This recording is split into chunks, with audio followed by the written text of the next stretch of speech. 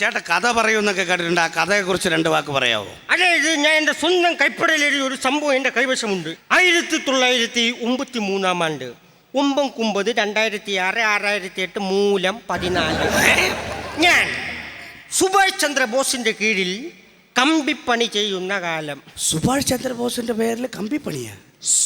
നമ്മുടെ main contract. ഓ, main contract. അല്ലി തൊട്ട് കളിയുണ്ട. ഇപ്പൊ സുഭാഷ് ചന്ദ്രബോസ് വന്ന് രാജാറാം മോഹൻ റായോട് പറയുന്നു.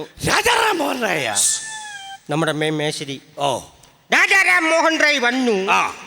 എലിസബത്ത് രാജ്ഞിയോട് പറയുന്നു. അയ്യോ, എലിസബത്ത് രാജ്ഞി അവിടത്തെ നമ്മുടെ മെക്കാട് പണിക്ക് വന്ന പെണ്ണ് വൈകിട്ടാകുമ്പോൾ 150 രൂപ കൈ വെച്ചു കൊടുക്കും. കൊണ്ടുപോ അപ്പീന്ന് പറയും.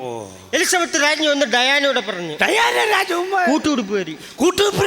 സിമ്മണലും കൂട്ടുകുടുപ്പുകാരി. അതാണ് ഞാൻ പറഞ്ഞത്. ഓ, അങ്ങനെ. ഡയാന വന്ന് താഴെയുള്ള രവിയോട് പറഞ്ഞു. രവി ഒന്ന് രഘുവിനോട് പറഞ്ഞു.